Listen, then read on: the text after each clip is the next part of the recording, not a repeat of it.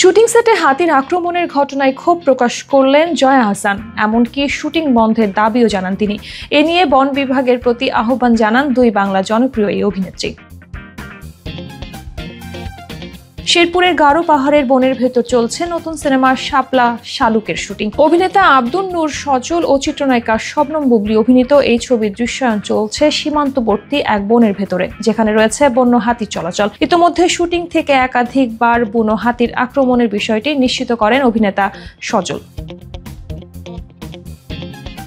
তবে পরিবেশবাদী দৃষ্টিভঙ্গি থেকে বিষয়টি ভালোভাবে নেননি অভিনেত্রী জয়া আহসান। সম্প্রতি ফেসবুকে এক ফটো কার্ড শেয়ার করে জয়া লেখেন, এই আরেক উপদ্রব বনের ভেতর। বন বিভাগের দৃষ্টি আকর্ষণ করছি, মন চাইলেই লাইট ক্যামেরা অ্যাকশন শুরু করা যায়।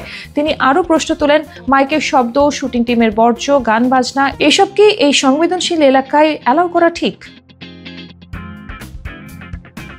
জয়ার এই পরিবেশ সচেতনতার সাথে একমত পোষণ করেছেন অনেকেই। তাদের মতে বনের পরিবেশে শুটিং ইউনিটের নানা আয়োজন পশু পাখিদের আতঙ্কিত করে তোলে। তবে এর আগে শুটিং প্রসঙ্গে নায়িকা বুবলি জানান, শেরপুরের নালিতা বাড়ির লোকেশনে আগে কখনো শুটিং করেনি তিনি। বলেন, দারুণ লোকেশন, খুবই নিরিবিলি পরিবেশ। সিনেমা প্রেমীদের এই লোকেশন চোখের আরাম দেবে।